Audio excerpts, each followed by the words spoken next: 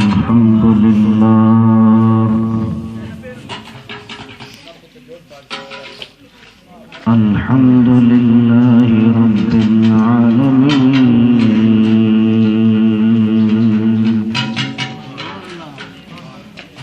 والعاقبة للمتقين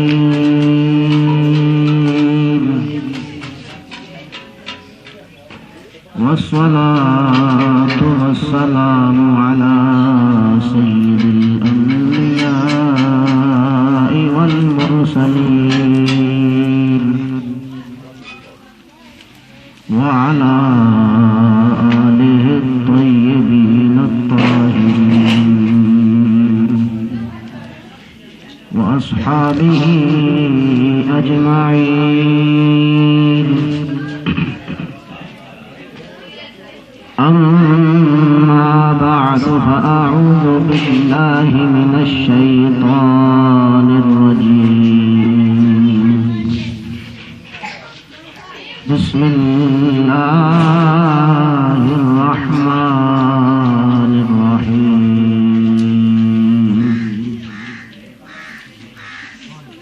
إنا أرسلناك شاهدا ومبشرا ونذيرا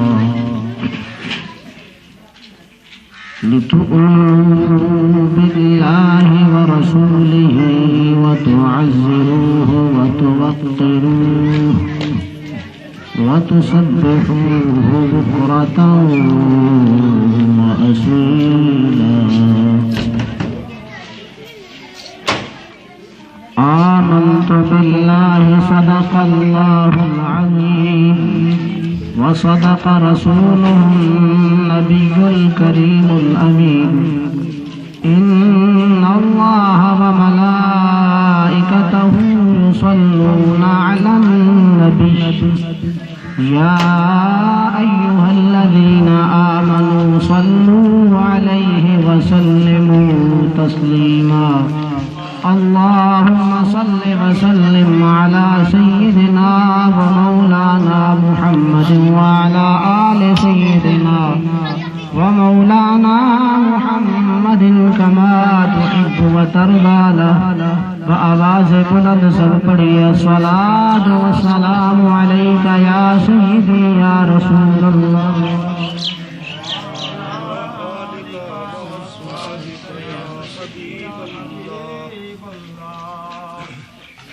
الصلاة والسلام عليك يا سيدي يا رسول الله وعلى آلك وأصحابك يا سيدي يا حبيب الله.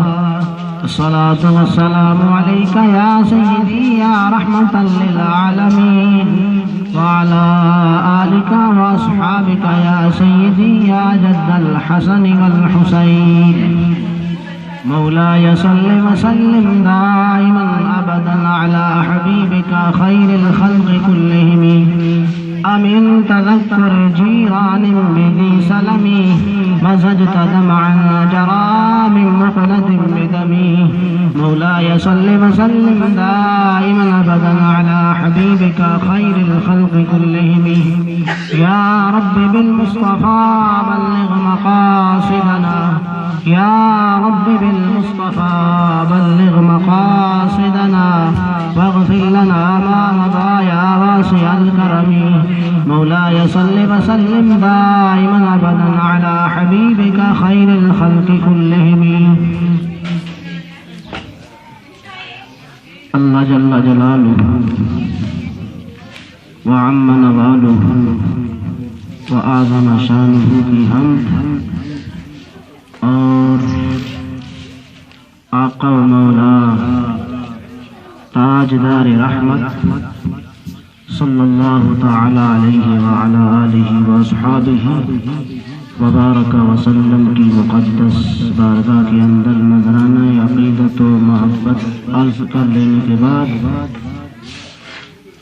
انتہائی ادب و احترام کے لائق قبلہ حافظ صاحب اور اس محفل میں شریک ہونے والے شمع رسالت کے پروانوں، السلام علیکم ورحمۃ اللہ وبرکاتہ۔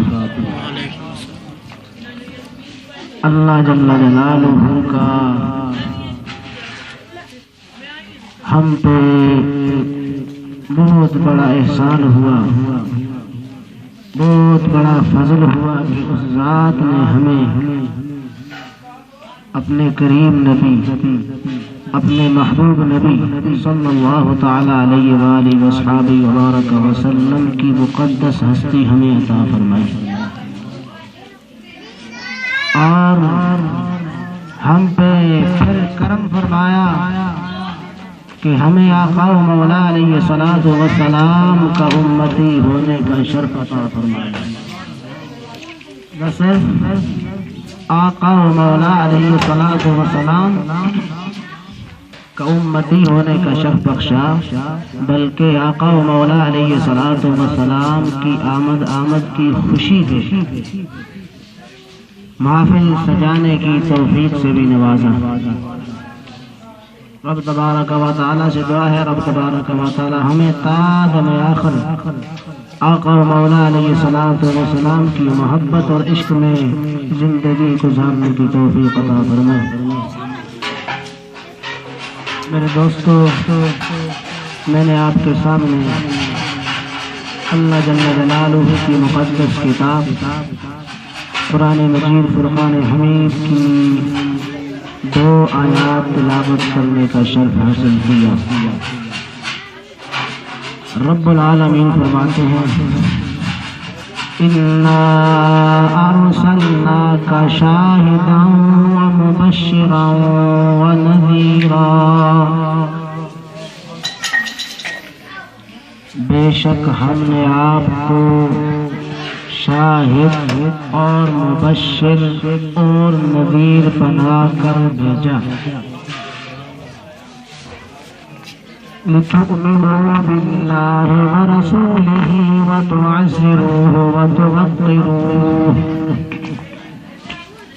ہم نے آپ کو یہ شان بخشی کہ ہم نے آپ کو شاہد بھی بنا کر بھیجا اور آپ کو خوشخبری سنانے والا بنا کر بھیجا اور ڈر سنانے والا بنا کر بھیجا۔ اب ہم نے کیا کرنا ہے؟ جب رسول معظم صلی اللہ تعالی علیہ وآلہ وصحبہ وبارک وسلم کی تشریف آوری ہو گئی ہے تو ہم نے کرنا کیا ہے؟ اب رب کا حکم سنیے، رب فرما رہا ہے لِتُؤْمِنُوا بِاللَّهِ وَرَسُولِهِ، تاکہ تم اللہ پر بھی ایمان لاؤ اور اللہ کے پیارے محبوب پر بھی ایمان لاؤ، اللہ اور اللہ کے رسول پر ایمان لاؤ۔ اب ایمان لانے کے بعد دوسرا کام کیا کرنا ہے؟ فرمایا وَتُعَزِّرُوهُ وَتُوَقِّرُوهُ، اور پیارے رسول کی تم نے تعظیم بھی کرنی ہے اور توقیر بھی کرنی ہے، ادب بھی کرنا ہے اور احترام بھی کرنا ہے۔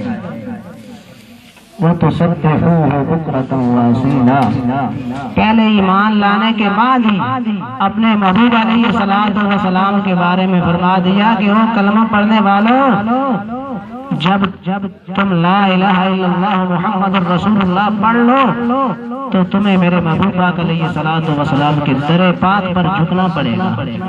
جب جھکو گے، میرے محبوب پاک علیہ الصلوۃ والسلام کی بارگاہ کا ادب کرو گے، تعظیم کرو گے، توقیر کرو گے، اس کے بعد اگلا کام تم نے یہ کرنا ہے وَتُسَبِّحُوهُ بُكْرَةً وَأَصِيلًا، صبح و شام اس پیارے محبوب علیہ السلام کے رب کی باقی بولا کرو۔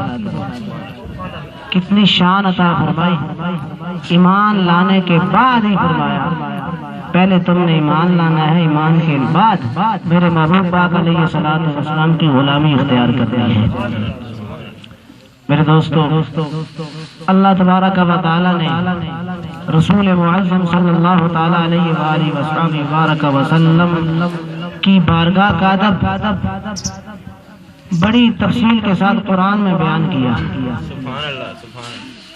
بڑی تفصیل اور بڑی وضاحت کے ساتھ کہ محبوب پاک علیہ الصلوۃ والسلام کی بارگاہ میں حاضر ہونا ہے تو حاضری کے لیے کن کن الفاظ کو ہم نے استعمال کرنا ہے، اور وہ الفاظ استعمال کرنے ہیں تو ان کا طریقہ کیا ہے، سلیقہ کیا ہے، وہ کس انداز سے استعمال کرنے ہیں، اس انداز کا بھی رب نے ہمیں بتایا کہ تم نے جب آنا ہے آ کر اس طرح بڑی آہستگی کے ساتھ محبوب پاک علیہ الصلوۃ والسلام کی بارگاہ کی حاضری لینی ہے۔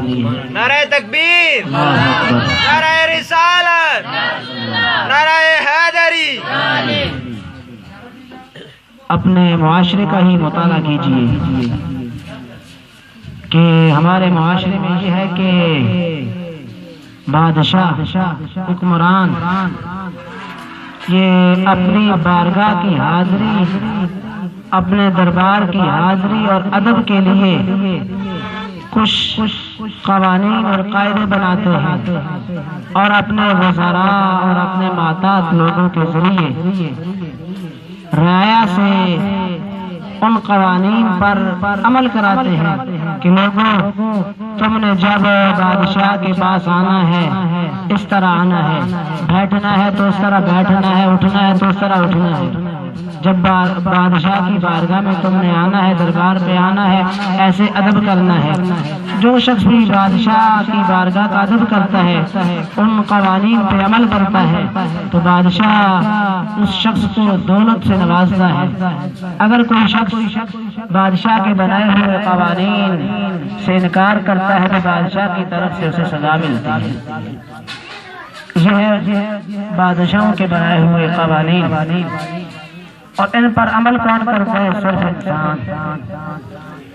اور ادھر نہیں فرشتوں کا ان بادشاہوں کے بنائے ہوئے قوانین کے ساتھ تعلق ہے، نہ ہی جنوں کا، نہ ہی رب تبارک و تعالیٰ کی باقی مخلوق کا۔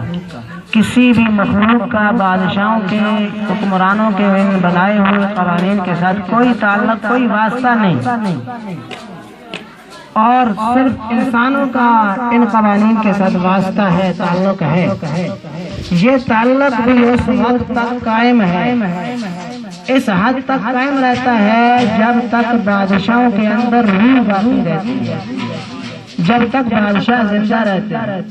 جس نے جو قانون بنائے ہیں، جب تک وہ بادشاہ زندہ ہے اس وقت تک اس کے بنائے ہوئے قوانین چلیں گے، لیکن جب بادشاہ بھول گیا، اس دنیا سے چلا گیا، قوانین بھی وہی کے وہی رہیں گے، ختم ہو گئے۔ اب اگلا دور شروع ہو جائے گا، اگلا بادشاہ آئے گا، اگلا حکمران آئے گا، وہ اپنی مرضی کے مطابق اپنے قوانین بنائے گا کہ لوگوں اس طرح کرنا ہے۔ جب وہ چلا جائے گا پھر اگلا آ جائے گا، یہ ایک آئے گا، دوسرا آئے گا، تیسرا آئے گا، سب کے قوانین یہیں کے یہیں رہ جائیں گے۔ ہاں اس دنیا میں، اس روئے زمین پہ ایک ہستی کا دربار ہے، ایک ہستی کا دربار ہے، جس ہستی کے دربار پہ حاضری دینے اور اس ہستی کی چوکھٹ میں جانے کے لیے رب ہمیں حکم فرماتا ہے۔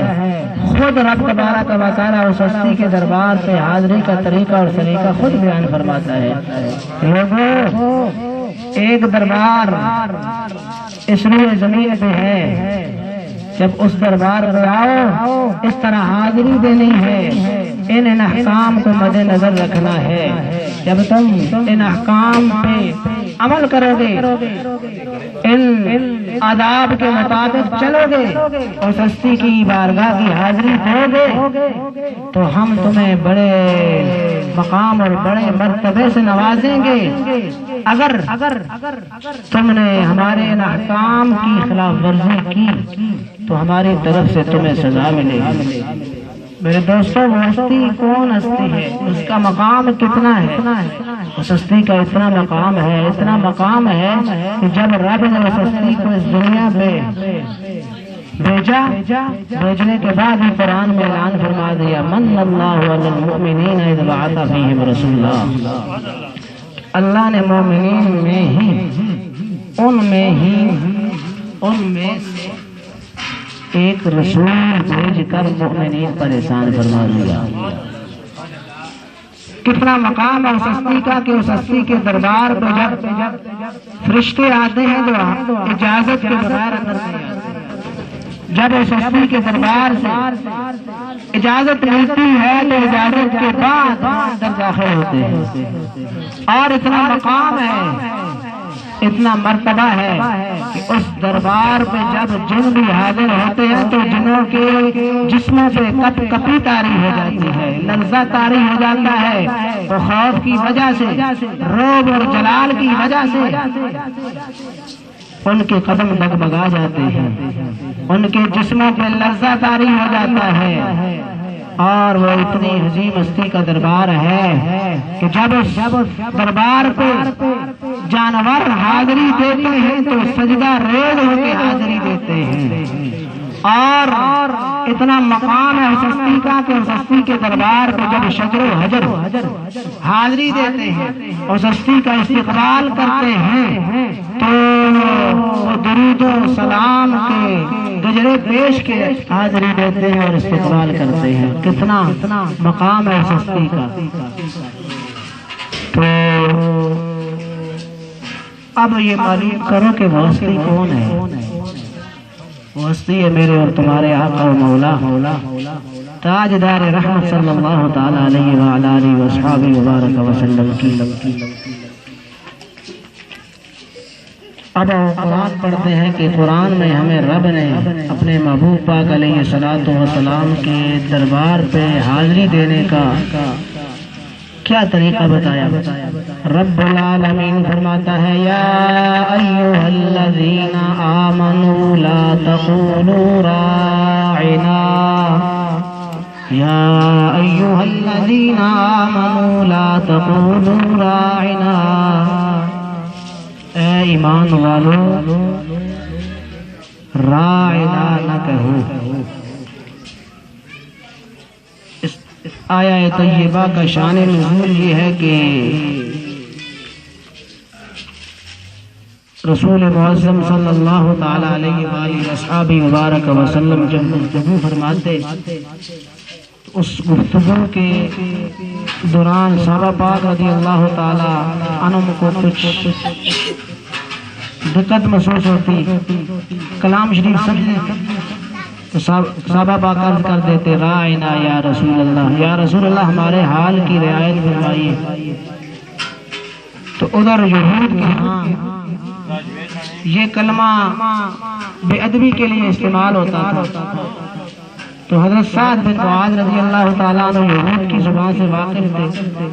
آپ نے جب یہود سے یہ کلمہ سنا تو آپ نے کہا یہودیو، اگر میں نے تمہاری زبان سے آج کے بعد یہ کلمہ سنا تو میں تمہاری گردن اڑا دوں گا۔ تو یہود نے کہا سعد تم تو ہمیں غصے ہوتے ہو، تمہارے مسلمان خود ہی اس کو کلمہ بولتے ہیں، رائنا رائنا کہہ کر پکارتے ہیں، انہیں منع۔ آپ نے جب یہ سنا تو بڑے پریشان ہوئے، پریشانی کے عالم میں آقا و مولا علیہ السلام کی بارگاہ میں حاضر ہوئے۔ ادھر حاضری ہوتی ہے، ادھر رب کا قرآن آ جاتا ہے یا ایھا الذین آمنوا لا تقولوا رائنا، اے ایمان والو آج کے بعد رائنا نہ کہو۔ اب کہنا کیا ہے؟ فرمایا وقولوا انظرنا، تم نے آج کے بعد کہنا ہے انظرنا یا رسول اللہ، انظرنا یا رسول اللہ، اس کا معنی ہے یا رسول اللہ ہم پہ نظر کرم کیجیے۔ اسی لیے تو عاشق لوگ کہا کرتے ہیں یا رسول اللہ انظر حالنا یا حبیب اللہ اسم قالنا، یا رسول اللہ انظر حالنا یا حبیب اللہ اسم قالنا۔ رب العالمین نے ہمیں حکم دیا کہ تم نے یہ کہنا ہے انظرنا یا رسول اللہ، انظرنا یا رسول اللہ، یا رسول اللہ ہم پہ نظر کرم کیجئے، نظر کرم کیجئے۔ کتنی شان ہے آقا و مولا علیہ السلام کی کہ ایک تو رب یہاں مقام مصطفیٰ کریم علیہ السلام بیان فرما رہے ہیں، اور دوسرا ہمیں ادب کا طریقہ بتا رہے ہیں۔ اس آیت سے دو چیزیں سمجھ آئیں۔ کہ آقا مولا علیہ السلام کی بارگاہ میں ایسا لفظ جس میں ذرا سی بے ادبی کی آمیزش پائی جا رہی ہے وہ لفظ استعمال کرنا ممنوع ہے اور حرام اور ایسا لفظ بولنا ہم پہ فرض ہے۔ جب ہم نے عرض کرنی ہے سرکار علیہ السلام کی بارگاہ میں تو ہم پہ ایسا لفظ بول کر عرض کرنی فرض ہے۔ وہ کیسا لفظ ہونا چاہیے جس سے ادب کے حلے اٹھے، ایسا لفظ ہو جس سے ادب کی مہک اٹھے، جس سے ادب کی خوشبوئیں آئیں، ایسے خوشبو والے ادب سے بھرے ہوئے لفظ کے ساتھ سرکار کی بارگاہ میں عرض کرنی ہے۔ ایک اور آیت میں رب تبارک و تعالیٰ نے بارگاہ مصطفیٰ کریم علیہ السلام کی بارگاہ میں حاضری دینے کے بعد جو انداز ہے وہ انداز بتایا۔ اس آیت میں تو رب تعالیٰ نے فرمایا کہ یہ الفاظ استعمال کرنے انظرنا یا رسول اللہ، ادب سے بھرے ہوئے، ادب کا پیکر۔ تو دوسری آیت میں رب تبارک و تعالیٰ نے ہمیں انداز بتایا۔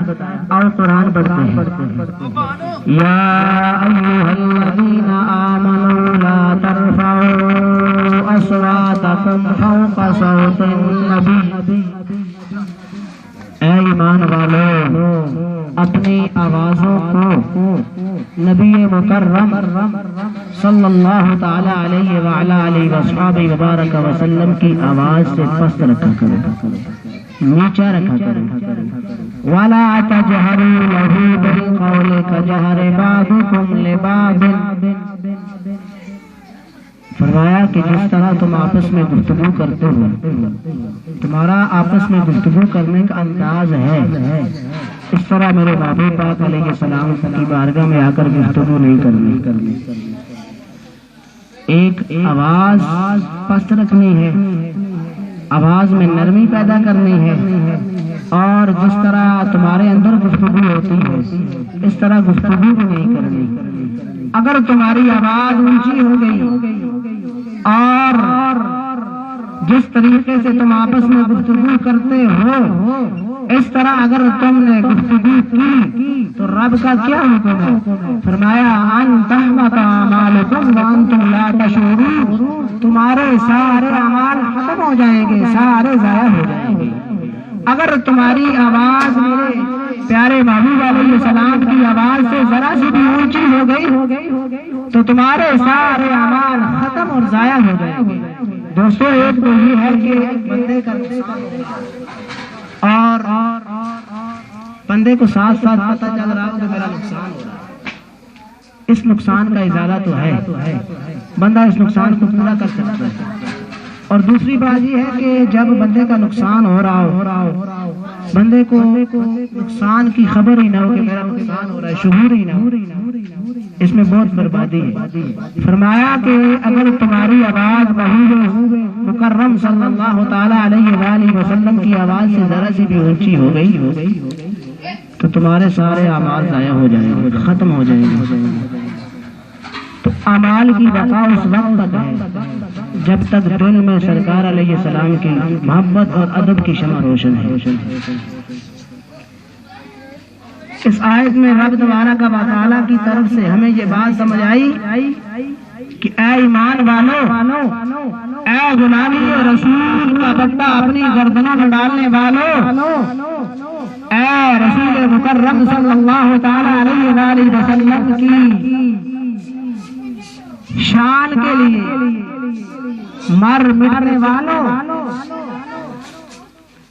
تمہارے ایمان اور تمہارے اعمال کی بقا اس وقت تک ہے جب تک تمہارے دلوں کے اندر میرے محبوب پاک علیہ السلام کا ادب موجود ہے۔ جب تمہارے دلوں سے ادب مصطفیٰ نکل جائے گا اس وقت نہ تمہارے اعمال کا فائدہ، نہ تمہارے حج کا فائدہ، نہ تمہارے روزوں کا فائدہ، نہ تمہاری زکوٰۃ کا فائدہ، نہ تمہارے تہجد کا فائدہ، تمہارے کسی عمل کی ضرورت نہیں۔ تمہارے عمل اس وقت تک ہوں گے جب تمہارے اندر آقا مولا علیہ السلام کا ادب ہوگا۔ تمہارے اعمال اس وقت تک باقی رہیں گے جب تم میرے نبی علیہ السلام کی بارگاہ میں ادب کے ساتھ جھکتے رہو گے۔ جھکنے سے تمہارے اعمال کی بقا ہوگی، اکڑنے سے تمہارے اعمال ختم ہو جائیں گے۔ کیا آپ نے قرآن نہیں پڑھا؟ قرآن میں رب العالمین فرماتا ہے وَإِذْ قُلْنَا لِلْمَلَائِكَةِ اسْجُدُوا لِآدَمَ فَسَجَدُوا إِلَّا إِبْلِيسَ۔ ایک تو ہے ادب، ایک ہے بے ادبی۔ بے ادبی اتنی بری چیز ہے کہ بڑے بڑے عبادت گزار جب ان سے بے ادبی ہو جاتی ہے تو سیدھے جہنم میں لیے جاتی ہے، سیدھے جہنم میں۔ اتنی بری چیز ہے۔ اور قرآن پڑھتے ہیں، رب العالمین قرآن میں پہلے پارے میں فرماتے ہیں وَإِذْ قُلْنَا لِلْمَلَائِكَةِ اسْجُدُوا لِآدَمَ فَسَجَدُوا إِلَّا إِبْلِيسَ، کہ ہم نے جب آدم کو حکم دیا کہ فرشتوں کو حکم دیا کہ آدم کو سجدہ کرو تو سارے فرشتے سجدے میں جھک کے الا ابلیس، سوائے ابلیس کے۔ ابلیس اکڑ گیا، اس نے کہا انا خیر منہ خلقتنی من نار وخلقتہ من طین۔ دوسرے مقام پر رب العالمین نے اس کی بات بیان کی، کہا کہ میں تو اس سے بہتر ہوں، مجھے تو رب تو نے آگ سے پیدا کیا، اسے مٹی سے پیدا کیا۔ رب نے سجدہ کرایا تعظیم آدم کے لیے، تو اس نے آدم علیہ السلام کی اللہ کے پیارے نبی کی بے ادبی کی۔ اب بے ادبی کا اسے یہ صلہ ملا تا اب ہمیشہ کے لیے جہنم میں دھکیل لیا گیا۔ اور ادب اتنی عظیم نعمت ہے کہ جس کے پاس ادب آ جائے، جسے ادب کی دولت مل جائے، اس میں رب تبارک و تعالیٰ کا کرم ہو جاتا ہے۔ رب اسے اپنا قرب عطا فرما دیتے ہیں۔ کیا آپ نے قرآن نہیں پڑھا کہ حضرت موسیٰ علیہ السلام جب فرعون نے موسیٰ علیہ السلام کا مقابلہ کرنا چاہا تو جادوگروں کو بلا کر میدان لگ گیا، کہا کہ جادوگروں موسیٰ کا مقابلہ کرو علیہ السلام۔ مقابلے کے لیے سب اکٹھے ہو گئے، تو جادوگروں نے حضرت موسیٰ علیہ السلام کا ادب کیا، ادب سے کہا کہ اے موسیٰ آپ نے پہلے اپنا عصا ڈالنا ہے یا ہم ڈالیں؟ پہل آپ نے کرنی ہے یا ہم کریں؟ اب انہوں نے ادب کے ساتھ یہ جملہ بول دیا۔ جب انہوں نے اللہ کے ایک پیارے نبی کا ادب کیا، رب نے انہیں اتنے بڑے مقام پہ فائز کیا، اتنے کرم سے نوازا کہ رب العالمین نے انہیں کفر سے نکال کر ایمان اور جہنم سے نکال کر جنت میں داخل کر دیا، اور انہیں شہادت کے مرتبے پہ فائز فرما دیا اور ایمان کی دولت سے بڑا۔ نعرہ تکبیر، اللہ اکبر، نعرہ رسالت، یا رسول اللہ، نعرہ حیدری۔ ادب اتنی بہترین چیز ہے کہ جس کے دل میں ادب آ جائے اس کے دل سے کفر نکل جاتا ہے اور ایمان کی دولت اس کے اندر جگہ پکڑ لیتی ہے، اور وہ جہنم کی دل سے نکل کر جنت میں کے باغوں میں آ کر بیٹھ جاتا ہے۔ اتنا کرم ہے، جو شخص ادب کرتا ہے اس پہ رب تبارک و تعالیٰ اسے بڑے مقام سے نوازتا ہے۔ اس سے اگلی آیت میں رب تبارک و تعالیٰ نے فرمایا ان الذین یغضون اصواتهم عند رسول اللہ، بے شک وہ لوگ اللہ کے رسول کے سامنے اپنی آوازوں کو پست رکھتے ہیں۔ جب بارگاہ مصطفیٰ کریم علیہ السلام میں حاضر ہوتے ہیں تو اپنی آوازوں کو بالکل آہستہ کر دیتے ہیں، پست رکھتے ہیں، تو ان کا مقام کیا ہے رب کے ہاں؟ فرمایا اولئک الذین امتحن اللہ قلوبہم للتقوی، رب العالمین قرآن میں فرما رہے ہیں کہ یہ وہی لوگ ہیں جن کے دلوں کو رب العالمین نے تقویٰ کے لیے چن لیا ہے، کہ جن کے دلوں میں ادب آ جائے، سرکار کا ادب کرتے ہیں تو ادب کی وجہ سے رب العالمین قرآن میں اعلان فرماتا ہے یہ ہمارے پیارے ہیں، ہم انہیں تقویٰ کی صفت کے ساتھ متصف فرما دیتے ہیں۔ صاحبوں، اگر کوئی شخص متقی بننا چاہتا ہے، اللہ کا پیارا بننا چاہتا ہے، تو پہلے اسے سرکار علیہ السلام کی بارگاہ میں جھکنا پڑے گا۔ جب وہ سرکار علیہ السلام کی بارگاہ میں جھکے گا، جھکنے کے بعد اللہ تبارک و تعالیٰ اسے اٹھا دے گا، اسے بڑے اونچے مقام پہ بٹھا دے گا۔ فرمایا لہم مغفرہ، رب کے ہاں ان کے لیے ایک مغفرت ہے وَأَجْرٌ عَظِيمٌ، اور رب تبارک و تعالیٰ کے ہاں ان کے لیے اجر عظیم ہے، بہت بڑا اجر ہے۔ صاحبو، یہ تو تھی آیات جن میں رب العالمین نے ہمیں حاضری کے طریقے بتائے۔ اے کلمہ پڑھنے والوں، تم نے جب حاضر ہونا ہے تو انتہائی ادب والے الفاظ استعمال کرنے ہیں، اور الفاظ بھی ادب والے، اور تم نے کیسا انداز اختیار کرنا ہے، انداز بھی ادب والا انداز، بالکل آہستگی کے ساتھ تم نے آنا ہے۔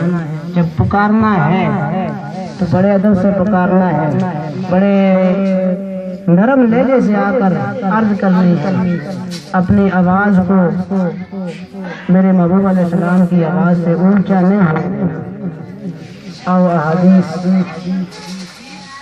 کہ صحابہ پاک جو پہلی جماعت، عظیم جماعت، انہوں نے کس طرح قوم مولا علیہ السلام کا ادب کیا۔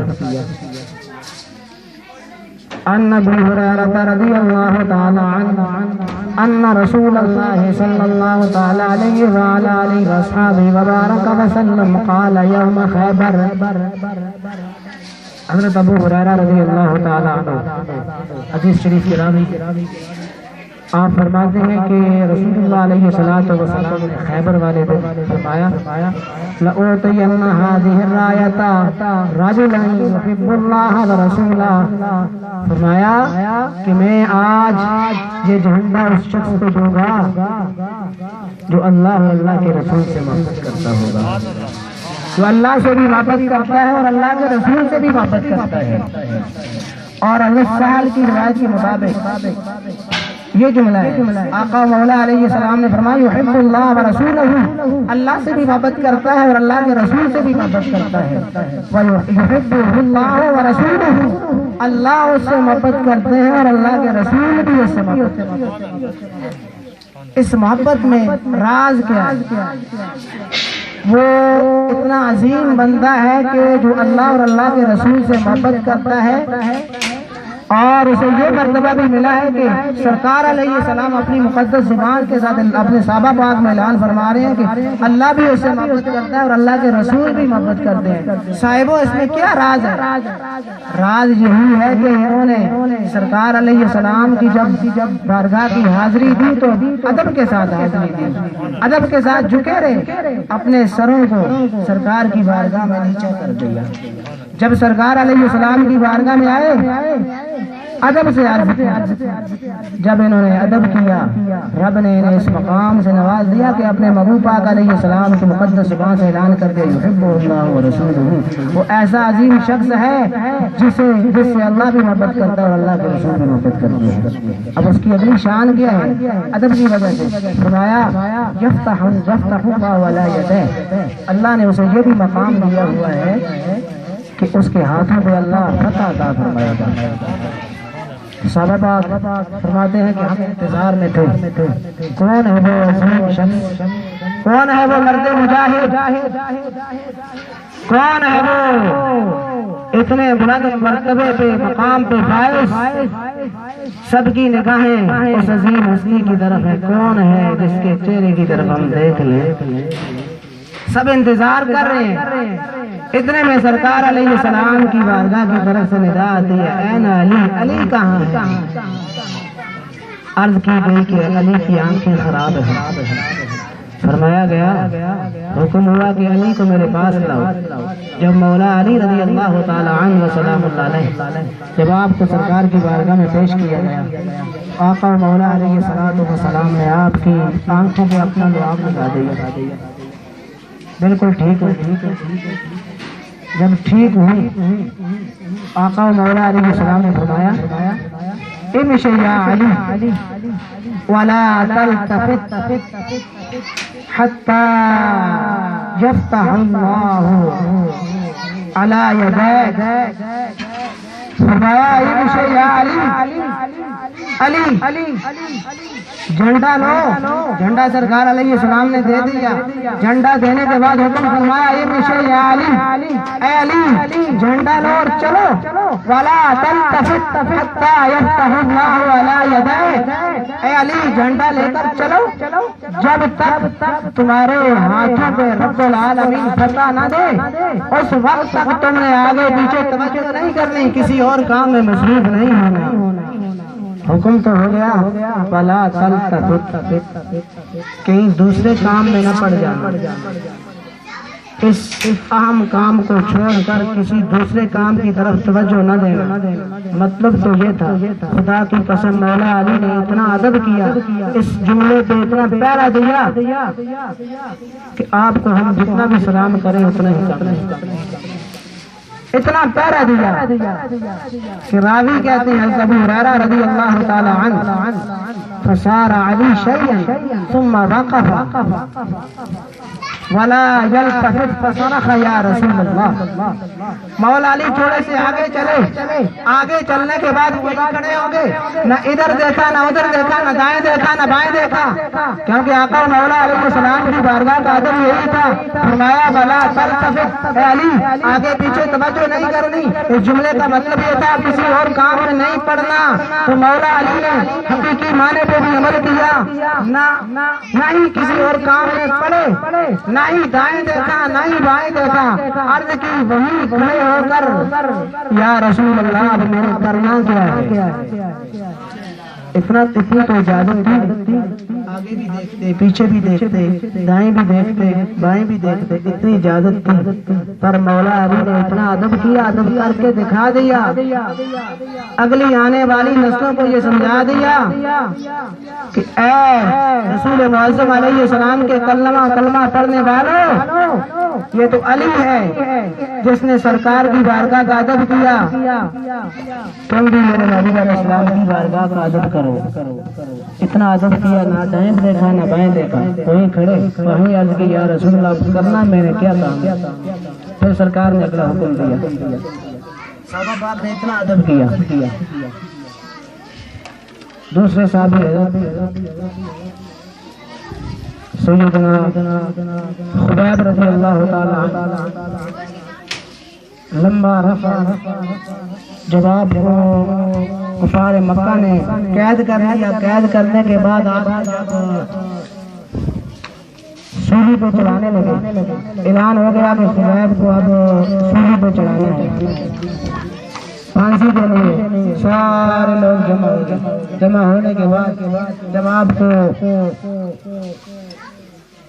پھانسی دینے لگے، پھانسی کا پھندا آپ کی گردن تو یناشدوہ نادوہ یناشد اتحب ان محمدا مکانک.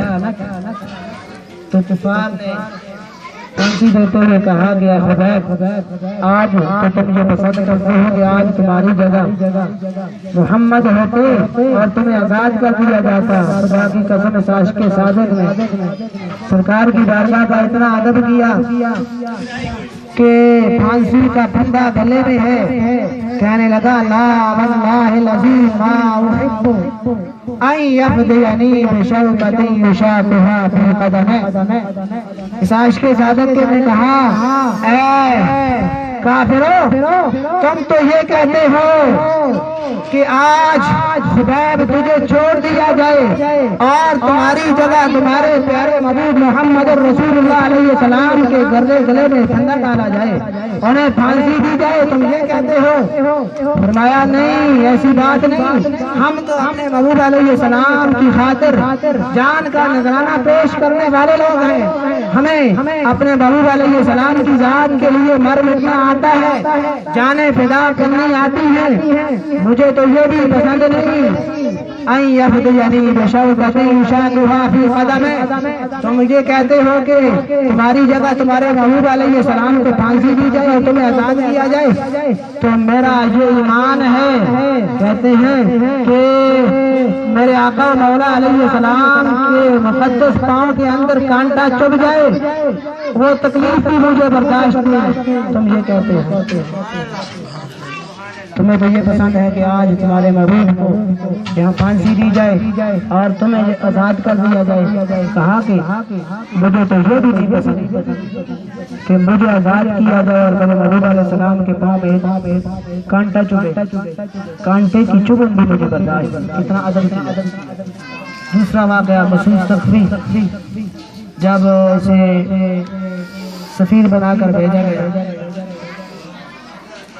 جب واپسی پہ کفار کے ساتھ جب ملاقات ہوئی تو اس نے آ کر سرکار علیہ الصلوۃ والسلام کی بارگاہ کے اندر بیان کیے، کہنے لگا واللہ لقد وفدت علی القبور، اللہ کی قسم اٹھا کے کہنے لگے اے میری قوم، اللہ کی قسم میں تو بڑے بڑے بادشاہوں کی بارگاہ میں حاضر ہوا، درباروں پہ گیا تو وقت والا قیصر و کسریٰ و نجاشی، میں قیصر و کسریٰ کے دربار پہ بھی گیا، ان کی بارگاہوں میں بھی حاضری ہوئی اور نجاشی کے پاس بھی گیا، بڑے بڑے درباروں پہ میری حاضری ہوئی۔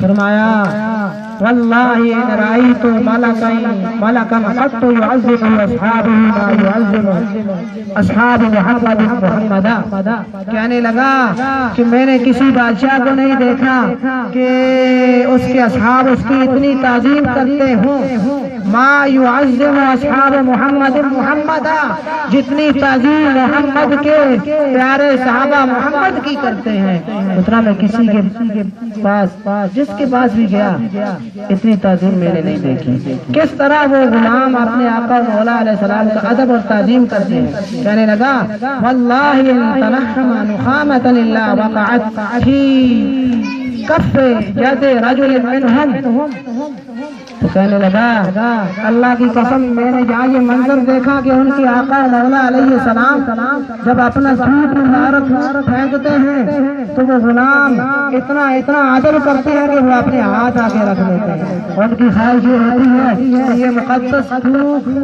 نیچے نہ گرے، اس تھوک سے ہمارے ہاتھوں پہ برکت آ جائے، رحمت آ جائے، کرم آ جائے، اور جب ان کے ہاتھوں پہ آتا ہے کہنے لگا، کہتا ہے فَذَلَكَ بِهَا وَجْهَهُ وَجِلْدَهُ، وہ اتنا ادب کرتے ہیں، بعض تو اپنے چہروں پر مبارک کو مل لیتے ہیں اور اپنے باقی جسم پہ اس تھوک مبارک کو مل کر اس تھوک مبارک سے برکت حاصل کرتے ہیں، اتنا ادب کرتے ہیں۔ وَإِذَا أَمَرَهُمْ ابْتَدَرُوا أَمَرَهُمْ، جب ان کے محبوب انہیں حکم دیتے ہیں تو وہ فوری طور پہ اس حکم کی تعمیر کرتے ہیں۔ وَإِذَا تَكَلَّمَ خَفَضُوا أَصْوَاتَهُمْ عِندَهُ وَمَا يُحِدُّونَ إِلَيْهِ النَّظْرَ تَعْظِيمًا لَهُ، کہتے ہیں کہ جب وہ ان کے محبوب علیہ السلام ان سے گفتگو کرتے ہیں تو وہ اپنی آوازوں کو پست کر دیتے ہیں اور انہیں اپنے محبوب علیہ السلام کی طرف نظر اٹھانے کی ہمت نہیں کرتے، اتنا ادب کرتے ہیں۔ تو صحابہ پاک نے صاحب ادب میں انہوں نے کمال کر دیا۔ سیدنا صدیق آپ کو رب العالمین نے اپنا مقام دیا کہ غار ثور، جب غار پر پہنچے تو آقا مولا علیہ السلام کی بارگاہ میں عرض کی، یا رسول اللہ، اے پیارے آقا، پہلے میں نے اندر جانا ہے، مجھے اجازت دیجیے، اس لیے کہ اگر کوئی نقصان دینے والی چیز اندر ہے تو یا رسول اللہ میری جان حاضر ہے، اگر نقصان دے تو مجھے دے، آپ کی ذات کو کچھ نہ دے۔ حاضری مل گئی، اندر جاتے ہیں، غار صاف کی، کپڑے پھاڑ کر اس غار کے سوراخوں کو بند کر دیا، ایک سوراخ رہ گیا، غار صاف ہو گئی، باہر آتے ہیں، عرض کرتے ہیں یا رسول اللہ اندر تشریف لائیے۔ سرکار علیہ السلام اندر تشریف لے گئے، پھر صدیق اکبر رضی اللہ تعالیٰ عنہ کی گود میں سر مبارک رکھا، آپ آرام فرمانے لگے۔ ادھر ایک سوراخ رہتا تھا، وہاں حضرت صدیق اکبر رضی اللہ تعالیٰ عنہ نے اپنا مقدس پاؤں رکھ لیا۔ سانپ بھی بڑے عرصے کا مشتاق تھا سرکار کی زیارت کا مشتاق تھا، اس نے راستہ ڈھونڈا، کوئی راستہ نہیں ملا۔ اتفاق ایسا ہوا کہ اسی جگہ سے آیا جہاں صدیق اکبر رضی اللہ تعالیٰ عنہ کا پاؤں پہ ڈس دیا، ڈنگ مار دیا۔ ادھر درد کی شدت ہے، اتنا درد ہے جو برداشت سے باہر ہے، اور ادھر جھولی میں والضحیٰ کا مقرہ ہے۔ سرکار علیہ الصلوۃ والسلام آرام فرما رہے ہیں، اگر آرام میں خلل آتا ہے تو یہ بارگاہ مصطفیٰ کریم علیہ السلام کی بہتری ہے۔ تو صدیق اکبر رضی اللہ تعالیٰ عنہ نے ادب کر کے دکھا دیا۔ اسی ادب والے دن کے لیے، صرف ایک رات کے لیے، جس رات یہ معاملہ ہوا، سیدنا فاروق اعظم رضی اللہ تعالیٰ عنہ کے سامنے جب سیدنا صدیق اکبر رضی اللہ تعالیٰ عنہ کا نام آتا، ذکر آتا، تو رونے لگ جاتے، کہتے آج صدیق میری ساری نیکیاں لے لیتے اور ایک دن والی نیکی جو غار ثور میں آقا مولا علیہ السلام کے ادب میں گزری ہے وہ نیکی مجھے دے دیتے۔ فاروق اعظم کی نیکیاں تھوڑی نہیں، آقا مولا علیہ السلام نے فرمایا آسمان کے ستاروں کے برابر نیکیاں ہیں۔ یہی کہتے کہ آسمان کے ستاروں والا شخص کہتا ہے کہ میری زندگی کی ساری نیکیاں یہ مرد کلندر، یہ مرد مجاہد لے لے اور ایک نیکی ادب والی مجھے دے دے۔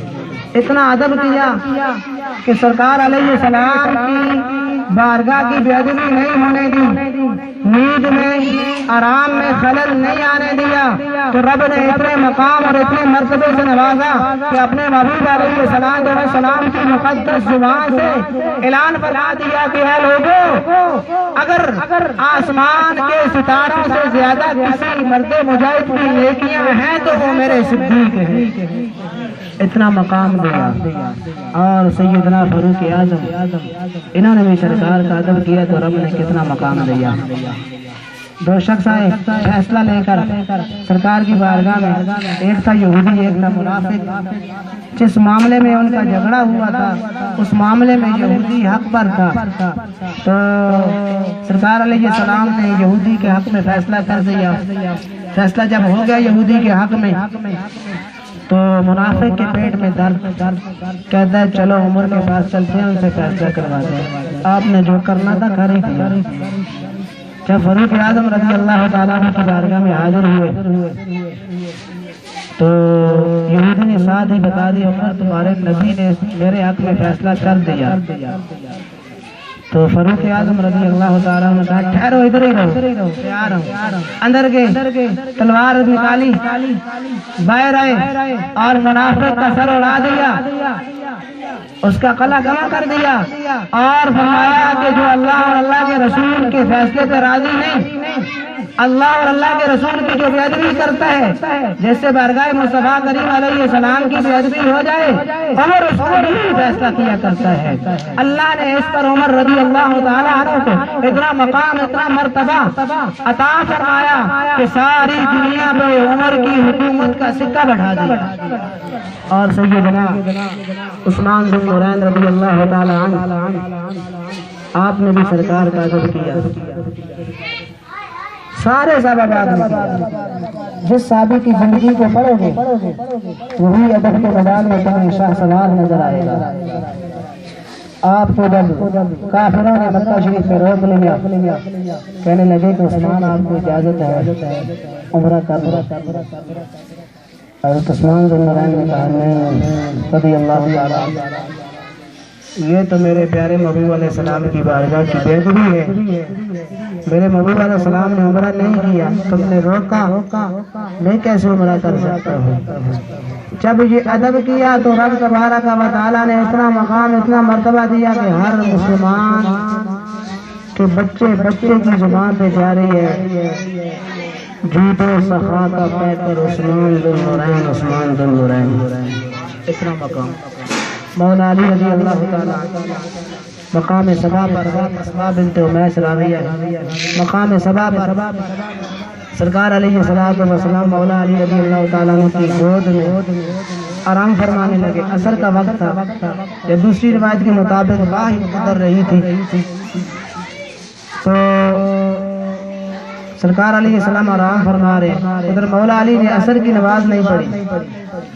کبھی مولا علی سورج کو دیکھ رہے ہیں، کبھی سورج کو دیکھ رہے ہیں، چہرہ وضحا کی طرف دیکھ رہے ہیں، کبھی ادھر کرتے کرتے عصر کا وقت ختم ہو گیا، سورج غروب ہو گیا.